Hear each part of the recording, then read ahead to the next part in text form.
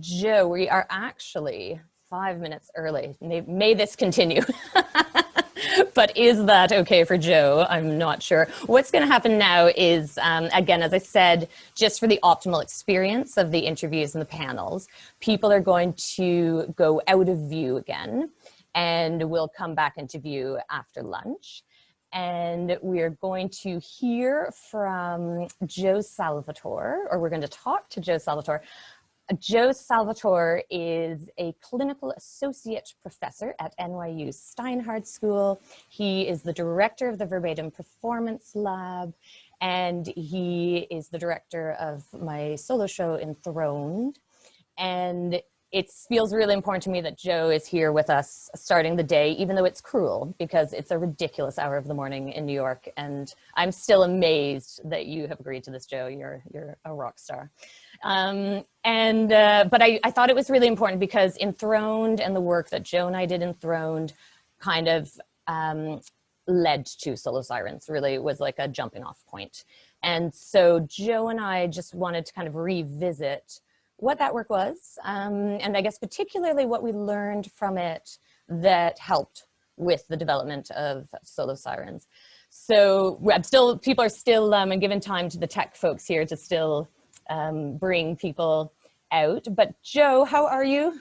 I'm well. I now have coffee, so I'm fine. Okay. So, and I actually slept, which is unusual, so we're good, right? Okay. It feels very much like when I come there and land at 4 o'clock or 5 o'clock or 6 o'clock. Ah, true. So yeah. So just wish that I could actually be with you in person. I wish that too. That would be amazing. Thrilled to be here. So thank you for that. Yeah, and that's true. I didn't think of that. You often land, and then I come and meet you, and we like skulk outside of a cafe at 5 in the morning until they open, yes. And we catch up in the rain. we hit the ground running. That's it. Exactly. Yeah. Yeah. So once again, like, thank you so much for doing this, pleasure. And as I said, it feels really, really important that you're part of the beginning of this day because our collaboration has helped so much to get SoloSIRENs to this point. Well, well, thank you. And it was not a hard yes to it was not hard for me to say yes to be here. So I'm thrilled to be here with you. And I think so. I just so I make sure that in my early morning sort of we have about 20 minutes to chat. Is that correct? Exactly. And then great. Okay. Exactly. Yeah. And what's going to happen, Joe, is I guess I know you were saying you're going to ask me some questions to kind of tease out where we began with Enthroned and how Enthroned led to SoloSIRENs. And then Jennifer Webster, I'll let Jen know when we've been about 20 minutes so she can take over and see if anyone has questions for us. Okay, fantastic. All right, super. So, you know, you referenced this in your, well, first of all, I just want to say, and I think everybody feels this way, that what you just read to us feels incredibly important for us to begin today. And I'm struck by the resonances that it has. It feels like a universal piece, right? And sort of sometimes we write things and it feels like only of a certain moment. And this actually feels has a quality of timelessness to me, which I usually, for me, indicates some kind of style, right? And so I look forward to revisiting that piece of you again in another 4 years or whenever it is, because it feels really important. So you referenced in your opening comments just now about how we started. So I think maybe that's the most effective way to begin. So if we go back to the very beginning of how you came to this idea for Enthroned and like why me? Yeah. Okay. Great. So it's an interesting question. Always, isn't it? Like, where did something begin? And it's always so hard because like sometimes I think that question always goes to birth, you know, because everything influences everything. Right. But I suppose in this case, I was working at Team, which was an educational theatre company in Ireland at the time. I was having like a sort of spectacularly poor record in my dating and romantic life. And I was coming into team every morning and telling the people I was working with these stories of like, oh yeah, and then like this mishap 1, mishap 2, mishap 500. And Orla, she was then done. She's now Orla Sanders. She said, these stories, we need to make a play out of these stories. And she said, and we have a space, like we'll just stay late. We have a workshop space right here in the office. So we'll stay late and we'll just start playing with the stories. So I just mentioned that because I think space is probably going to come up a lot today, the importance of space. Yes. But yeah, so at first Orla and I went into the studio and we laughed, and it was all very comic. And I thought it was going to be this kind of like funny, lighthearted piece about like, you know, being a 30-something kind of dating woman. I thought that's what it was going to be. But we started to stumble into some darkness. And as I stumbled into that, I thought, oh God, oh no. You know, you kind of get the oh no feeling, because I was like, I think there's a deeper story that maybe needs to be told here. It's a story about how I ended up in a coercively controlling relationship. To understand that, I need to look into past abuse. And I really sat with, am I going to do this in an overtly autobiographical way, or am I going to kind of couch these experiences in character? And at the time, as you know, I was doing, and still am, I was doing a lot of community engaged work, and I was developing a devising process that was about giving people a forum to share personal stories. And I thought, I really can't back away from a personal story if I'm asking people all the time to tell personal stories. Right. But meantime, then team finished up. Orla needed to move to London for another job. And as I got into the dark part and realized it was going to have this similarity with the community engaged process, I thought, okay, I really need a director and a dramaturg. I really need somebody to work with me on this. And I think I've told you this, that, you know, there was like, I kind of sat down, I do this thing sometimes when I'm trying to figure out who a team is for a project. So I sit down and I like ground myself, and then I go, who is the director, you know?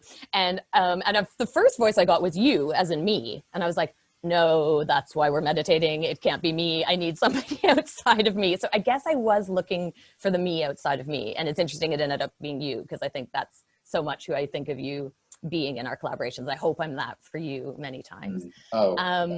Yeah. So once I realized, like, look, it can't be you, get over it. Then I did it again. I was like, who is the director? And then the voice said, Joe. And I was like, but Joe's in New York. That's not going to work, which now seems funny, because now people don't find it weird to rehearse on Zoom and Skype, but we thought we were really radical when we used to do it. That's the norm. Yes. But I remember, yeah, I was like, okay, Joe. And I just know these days, even if it seems to make no practical sense, or I guess I knew even in those days, you have to follow those instincts, don't you? When you hear that voice, you just have to follow it and see what happens. So I thought, okay, I'll put it out there. So I remember emailing you going, Joe, a bit random, not sure how it would work, but I feel like you're the person I want to direct this piece. And then you were about to step away from directing, right? When that email landed with you. Yeah, I had finished a project that was fine, but it was not an easy experience directing. And I had wanted to focus more on writing and making my own work. And so I said, I literally had turned to my partner and said, I'm not directing anymore. And then your email came like 3 weeks later, I think. And I thought, well, I haven't ever directed a solo show before. And you and I had talked about wanting to do something together, but the something had not presented itself yet. And so when you asked, it was again, not a hard to say yes. So yeah. Great. So that was the beginning. And it's interesting because people often ask, I guess, especially now that Enthroned then opens SoloSIRENs, people are like, why is there a male director? Like, that question often comes up. And it's really interesting because, I mean, you were so crucial to helping this story emerge for me. And then Troy Hurry came on to do the design, another man. And actually, I love that because I think that it's really important to show, you know, there were these two male artists who were very interested in getting on board with my project about a solo show and a solo story that is certainly, it's a very female story in all kinds of ways. But I think, you know, within our work on that piece and within SoloSIRENs and within the work that I hope we're all doing to overcome patriarchy in this world, obviously men are part of the conversation, you know, and it was really important that you were part of that conversation. Well, and you know, there were many moments throughout our process, and actually, if I'm being honest, when we work together on this piece, still are moments where I say, okay, where are my blind spots on this? You know, where am I? You know, and I feel like, you know, because we also have a personal relationship outside of this relationship and making this piece, there is something about that. I feel like we enter a space and we hold the space together. I guess the other thing I would say is that if there were not other women working on the piece with us, I think I think that would even be more of a question. But I think Sorka's contributions to this piece, I think of all the people who made contributions along the way as you developed it before I even entered, people who you've shared it with, you know, and even the team at SoloSIRENs in doing that. When I stepped back in to remount it with you, I thought this is being held by women, right? And I am entering into a space feeling really privileged to be part of it. And how do I make suggestions when asked, but not take up a lot of space as the guy coming in and doing the guy thing? And so but when you and I are working, when we're in the studio by ourselves, and I think that, you know, we worked to develop that working relationship from the very beginning. So absolutely, yeah. Which takes me into, I think, the next question, which is, you know, you've now done this piece 3 times and sort of getting ready, you know, yes, we're thinking for the remount the 4th time. What were the similarities and differences between, you know, the piece when it first emerged for you, the process and the first sharing at First Fortnight, and then a few months later remounting it here in New York? What can you talk about the similarities and differences? Because I always find that part of the story really interesting personally. So yeah, absolutely. And I think it's particularly interesting for the development of SoloSIRENs too, because what we learned from those 2 different festivals was very interesting. First Fortnight, I remember you were so surprised when you came over. You were like, this festival's extraordinary. So for anyone who doesn't know, maybe people not based in Ireland, First Fortnight is an arts and mental health festival. It started in Dublin and now it's Ireland-wide. And Joe, when you landed, you were like, this is the most caring festival I have ever seen. They are just pulling out all the stops to help us make this thing. And that was amazing, because new work is always terrifying. And there's this weird thing, isn't there, that you get into the festival and the script doesn't even exist yet. And then like, it's sort of, you see, you know, the brochure gets printed and you always have that moment of like, oh, that's interesting, my show's on, but I'll be leaving town that day, you know, because you're always thinking like, are we going to get there? I mean, like, we're making this thing right now and there's the description of what we haven't made yet. But they minded us. They really watched out for us. And I think I didn't know, and it's probably good not to know sometimes how scary certain things in life are going to be, but I didn't know how scary it was going to be to do something so personal. And I was really grateful as I came to realize how personal it was. And I thought, thank God we're in this festival, you know, thank God we're in this festival that's really taking care of us. And then all of you, as you said, I'm glad you mentioned the team, because we had Michelle Cahill producing, we had Sorka Shanahan as assistant director, and the care that all of you gave me and each other, like that community that we built really got me to that opening night, you know? And I was inspired by that, and I hope that was something I was able to give to artists in SoloSIRENs. I hope I was able to give even a little of the care that was given to me. But yeah, in Dublin, it was, I suppose because it was in First Fortnight, because it was in that context, it was very much a show, it was considered to be a show about mental health, about anxiety, about confronting past trauma. And then in New York, as you know, the New York Fringe does this great thing where they group shows in kind of categories of interest or form. So we were in the feminism category. And so from the top, we landed and all the questions were about women, all the questions from press or from audiences, or in both festivals, audiences wanted to stay around and talk a lot. And that really informed the way we modeled SoloSIRENs. But yeah, so suddenly I found myself in feminism, and I thought, oh yeah, so all this time, for the first iteration, I guess I was worried about getting a personal story out of me. And then I discovered there's so many women that have these experiences like this. And a woman called Jacqueline Clare, who's going to be on the call later today, which is wonderful, was writing for New York Theater Guide at the time.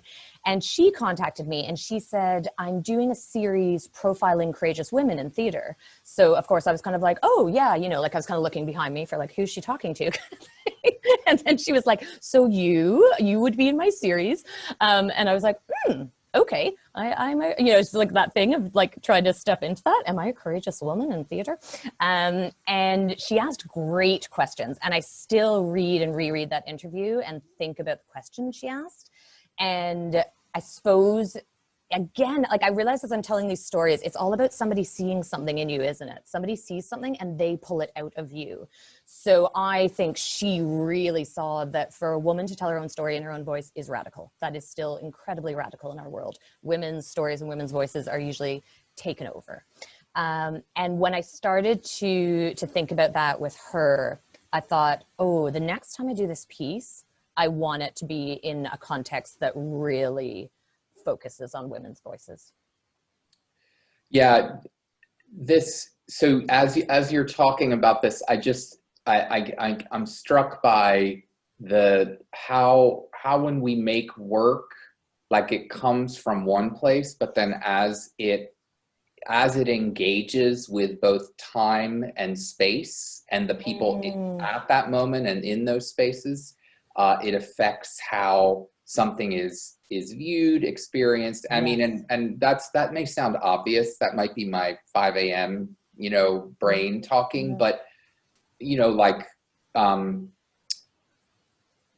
Hughes and Nicholson would say that applied theater practice or community engaged practice is dictated by time and place. And I think that even though this is a solo piece and it's imagined as a, you know, it's a solo performance, there is something really community engaged about it. I think even in the way that you've thought about how it engages with an audience while you're performing it, and or you mentioned the fact that the audience was that dialogue was catalyzed by this performance. And I feel like I'm also struck by what you just said about people seeing things in you that you might not have seen in yourself. The Monica Prendergast from the University of Victoria in Canada talks about, she was on a panel about mentorship, and she defined a mentor as someone who sees something in you that you can't or don't see in yourself. Yeah. And I think that that's so often we think about mentorship as like this very formalized, you know, like I'm your mentor now, or that's my mentor now. And I think oftentimes mentors sort of enter our lives, say something to us, and then they're out of the frame before we've even clocked what the impact that they've had. So it's, which is actually lays a lot of responsibility on us in our day-to-day interactions, right? Because we don't know when we might be having an impact on someone. So that's great that you just said that, Joe, because we have a mentorship panel later today, so I hope we can yes, pick up a lot of those. I've noted that. It's starred, so I'm very, so how did you, you know, so these two performances, and then a couple months later, you land this idea for this, right? I remember the Skype call that was like, I think I've got this thing, and you know, I've been talking with Jen, and I've been talking with, you know, so how did we get here, this moment? So again, I remember you saying, like when we finished New York, I remember you said, I wonder if the next time you do this piece, you'll connect it in some way to your community engaged practice. Like maybe the two sides will come together. And, you know, we have this, we use the infinity symbol for SoloSIRENs, and that to me is really about self, others. Like how do we understand ourselves better in the context of community? So I really thought about, okay, what communities do I have that I could bring together around this work? I loved what Jacqueline Clare did in terms of bringing all these solo female artists together in her series.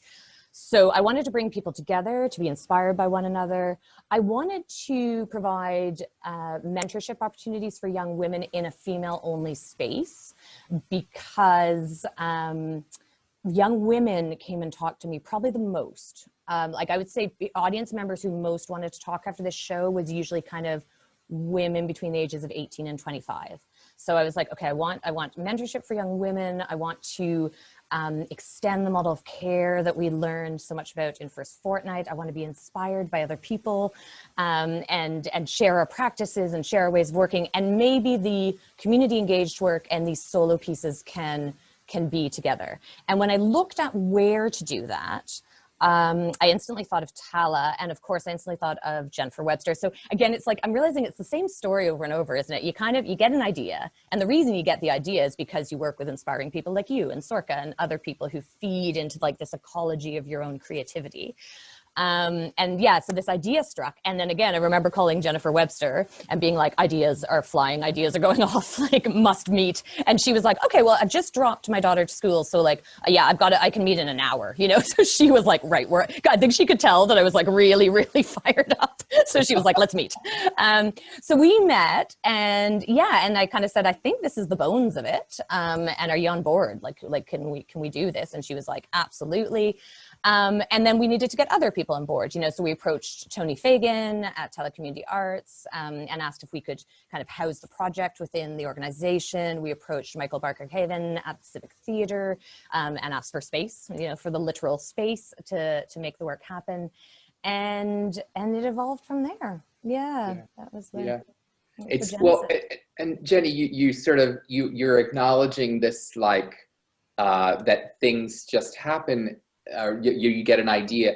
But I think one of the things, and you and I have talked about this, about being artists in our 40s, right? We have this, that eventually something clicks, and at least in our shared conversation, and correct me if I'm misrepresenting this, but something has clicked for us where we finally feel like we have the permission to ask for things, right? And to ask for, like, the worst that happens is people say no, right? Yeah. That's the worst that happens. And I think you just listening to you unroll this story over the last 20 minutes, it's like you had the courage to ask, right? And I think just this idea that, like, how do we find ways to encourage each other to ask for the things that we need as artists? I think it's particularly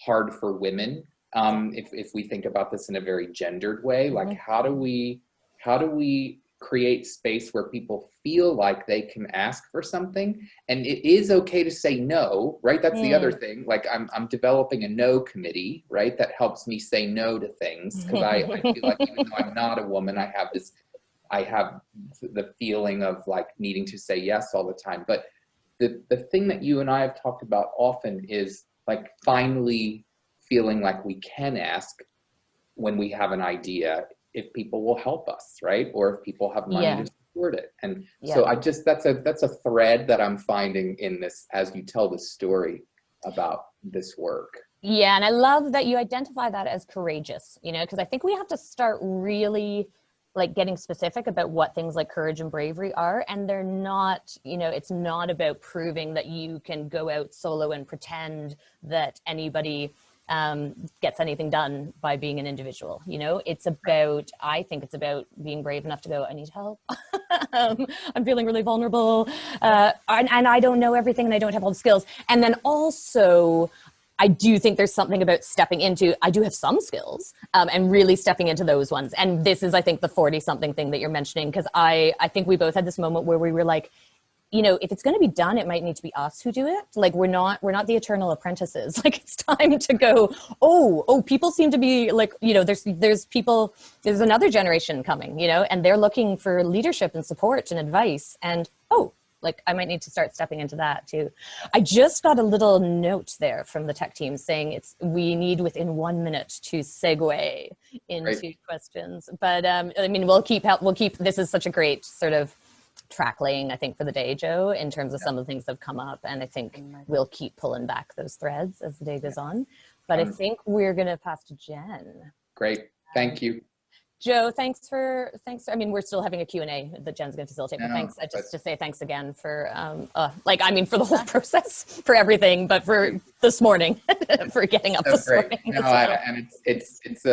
and I mean, when you were reading, I started to get a little bit emotional because, you know, we are in such strange times, and you know that I'm thinking a lot about care right now. Yeah. And so what you talked about in terms of care in that manifesto really landed for me. So I'm thrilled to be here and to be able to spend the day virtually with everyone. So thanks. Thanks, Joe. Thank you so much. Thank you. Okay, everybody. So as I said before, if you would like to ask a question to Jenny and Joe, you can type your question into the Q&A. If you'd like to ask your question live, just type the word live and we will promote you and we'll turn on your camera and we'll be able to hear you. So please feel free to ask away. We have a question already. Wow. Okay.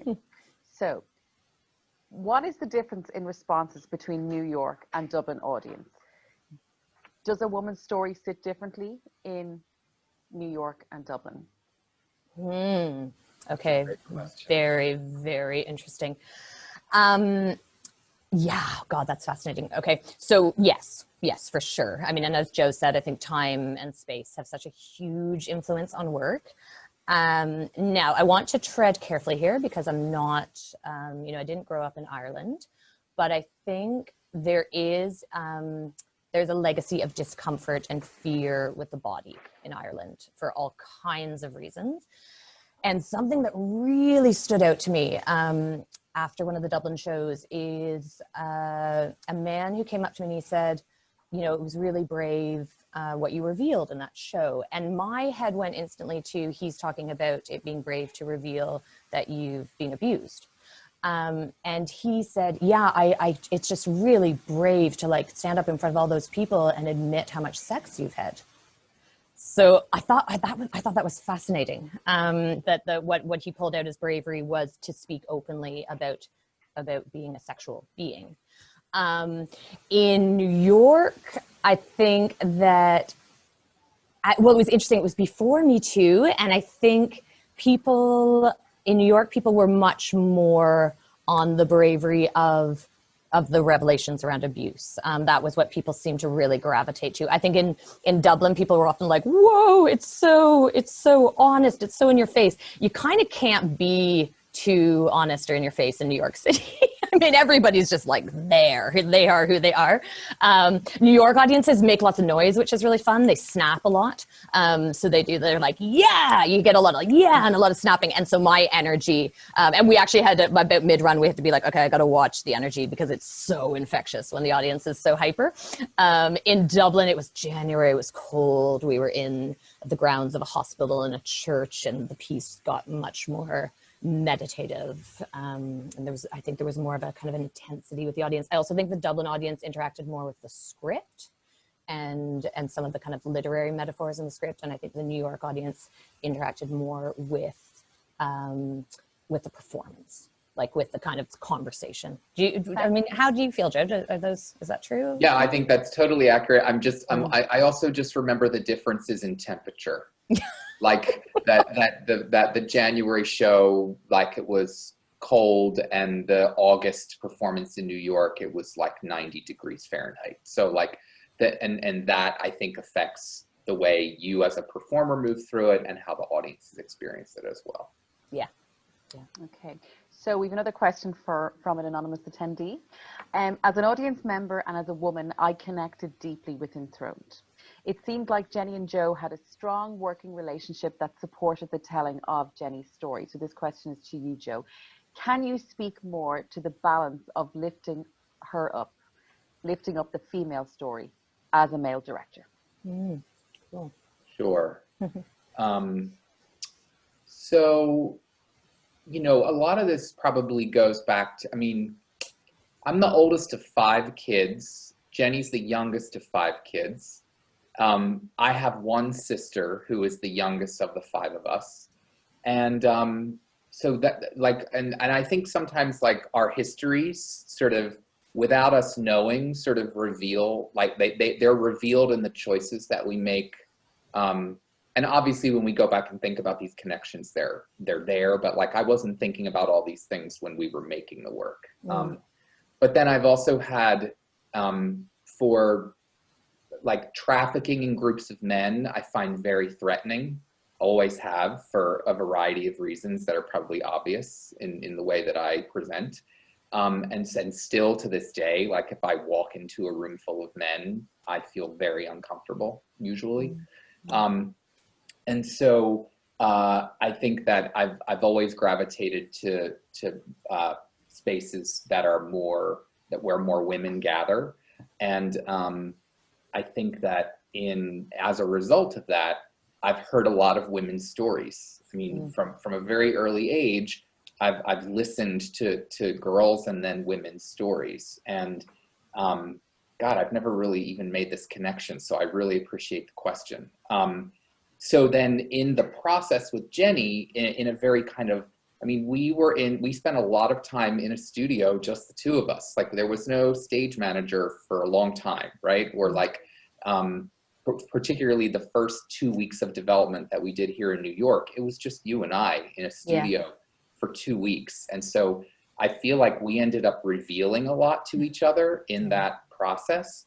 And when I said yes to doing this, I didn't know the full story.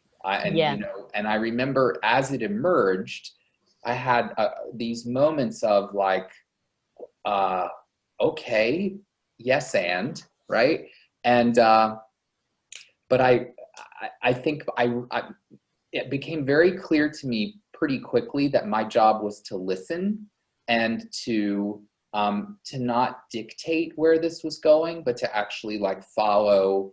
I mean, in some ways, in the way that the objects in your piece work, like you were dropping things throughout the process that I then picked up and followed you with, right? And I think that's how the lifting up happens, is that it's not my story, right? It's not my, I'm there to help. You know, Cecily O'Neill talks about how a dramaturg is actually the midwife of a play. And so, is the midwife of a new play. And I love that metaphor because it's like, you're not the one doing the pushing, right? Like I was doing no pushing in this. Jenny was doing the pushing, right? And it was my job to be there to catch the baby if needed, right? And or give a little bit of recommendation about where, like push a little more here, push a little less here, right? But like it's coming out of the person who's making it. It's not coming out of me. And so, but I think that's a choice, right? That's also like a positionality choice in the relationship, because a lot of people think like, oh, well, you're the director. That's not how this director rolls. Like, that's not how I work. And I think that's part of the reason. I think, Jenny, just to go back to your community engaged process, I think we both identify as community engaged practitioners in many ways. And I think that fueled that process. And so to answer the question, you know, more succinctly, it's about that community. It's like approaching it as that kind of process rather than like, I'm the director of this play. Yeah. Okay, we have a next question from Spart. It's kind of two questions. Do you think drama and theatre is the best mode of communication, community communication? And if so, why? And what they mean is, does theatre give you more space to be realistic and natural in comparison, say, to writing a novel, telling your story through a novel? Big question. That's a fascinating question. Wow. I mean, I think there is something about the liveness of theater. The fact that you are seeing before you the people who you're telling the story to, and you're feeling their reactions. You know, you get a sense of them. And we actually opened this piece with a very long look at the audience by me. So I come out and I'm kind of like, okay, who who am I playing with tonight? Like, what are we gonna share? Interestingly, though, there is a storyteller character in the story. I mean, all the characters are me, but the storyteller is like that part of yourself who organizes and understands and reflects upon your own experience. And that's quite a literary device. It does actually create a little bit of distance and a little bit of, yeah, I suppose a little bit of distance and a little bit of control. And yeah, I might pass to you, Joanna, to see if I think you are, I think it's the embodiment. I think we are actually with you in an embodied, we're breathing, you know, you are embodying this story rather than me reading it in my head, right? And so I've come to understand that like reading a script, like not everybody is great at reading a script, right? And part of the skill of reading a script is being able to imagine what's going to happen as you read it. And I think novels generally give us more information about how something is happening. The description is thicker. It's a thick description in a novel, whereas in a play, because of the nature of the embodiment of it, it's the description doesn't have to be as thick. And so, so for me, it's what you're saying about like the presence of the audience, the liveness, although liveness is a great question right now in terms of. God, yeah. But it's for me, the embodiment. Thank you. Nelta is going to ask a question now live, so if we can bring Nelta in. Hi, Nelta. Good morning. Hi, Nelta. How are you? Hi, Jen. Hi, Jenny. Sorry, I forgot. Hi, Nelta. Hi, Joe. Hi, Nelta. Hi. My question is to you, Joe. You worked with Jenny through this process, talking about a subject that is a hugely tough one, especially even for women to talk about after the experience. And you did this for quite a long time. And I just wanted to find out, how did that change you? So Nelta, I've been doing thinking a lot about women's experiences, sort of based on some of the other work that I do as well. And I think that this piece, while on the surface feels quite different than the other work that I'm doing in verbatim theater right now, it's actually, I think it was a step. Doing this piece with Jenny allowed me to do a piece a few months later that has become sort of quite important in my career. And I think it's not an accident that I did this piece first, because it allowed me, in the time that Jenny and I spent working on this together, it provided me with insights about a specific woman's experience, but again, the specific leads to an understanding of universality, right? Not the other way around. And I think that work with Jenny primed me to be able to do work that I subsequently did and do now that looks at gender in a very, in very specific ways. I also think that, again, like I didn't fully realize what the content of the piece was going to be, and it emerged through the rehearsal process. And I have a really good therapist who I see once a week, have seen the same person for almost 20 years now. And I think that doing community engaged work and doing work that deals with these kinds of topics requires the person who's doing it, right? And then people who are helping in the facilitation of it and the creation of it to mind themselves, to mind each other and to mind themselves. And so, my colleague Nisha Sajnani at NYU in drama therapy, we frequently talk about this notion of the professionalization of care, that there is this idea that only certified, accredited people can provide care. And Nisha pushes back against that because she thinks that that is preventing us from giving care to one another on a regular basis, because we say, oh, well, you know, I'm not a clinician, so I can't provide that service for you. And I'm going to be honest with you, I am guilty of saying that sometimes. And Nisha has kind of said, whoa, hold on a second, right? In a very giving, generous way. But I think that I do that out of fear of not having my own house in order when I might not be able to support and give care to someone else, right? And so in this particular collaboration with Jenny, I felt comfortable enough to sort of move through this process with her. But it's had a really deep impact on me in terms of this notion of professionalization of care, working closely with someone that you care about, because that's also not easy to do often. Like, making work with our partners is sometimes dicey, right? If we do that, or people that we have a familial relationship with. And then also just, again, like the ability to be in the presence of another woman's story, right? And a very personal story. Like, how does that affect other work that I do? And it's also made me think about work that I might do with men. Like, why is there a distinction? You know, like, how could, you know, because there's a whole, like, I feel like maybe there's this, you know, I'm really glad that there are men attending this today, because like we have some work to do around the topics that are being discussed today also. And so that's part of my curiosity as we move through the day, is related to your overarching question, Nelta, which I think is like, how does this affect men when they come into these spaces and work on projects like this? Thank you so much. Thank you, Nelta. I think I have time for just one more question.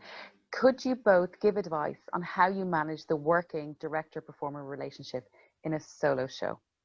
How did you manage that relationship?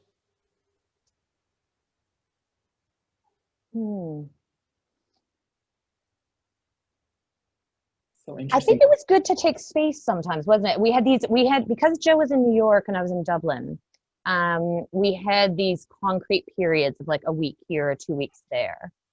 And those were really useful because I felt a real responsibility to Joe. Like, I have to be ready when he comes over here. He's flying over from New York. I better have like a good draft of this script to work with. So that sense of responsibility was useful, responsibility to the collaboration. And the spaces were really useful. So I really loved how when we immersed, we completely immersed. And that was the gift of traveling to work together, because it meant we really carved the time and space. And then there was a lot of space in between. So usually when we got back together, when we'd have a Skype call, when we hadn't seen each other for a month,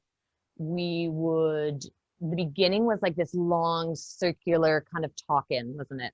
Usually with a lot of cake and coffee. Yes. So we'd like circle our way in, and then there'd be this moment of like, okay, that's where we're going to start from today, you know? But we had to kind of go, what's happened in between times? Does that match what you felt, Joe? Yeah, I think some of it, I just am struck, the circling conversation, I think oftentimes it would be about catching up personally, and then a story would emerge about a personal moment, and then suddenly something would go, oh, right, is that part of what this piece is about? Or is that part of what needs to be in this piece? Or what would happen if this? But again, I don't think in directing a solo show, it can be about the director. Right? I mean, it's got to be about the person who's making the work and who's ultimately going to perform the work, right? Like, thank you. Yeah. And on that note, I'm going to leave it there. Fantastic. You so much. Joe, thank you so much. It's been fascinating, and thank you so much for making the effort to be here this morning. Yes. So what we are going to do now is we'd love to share a video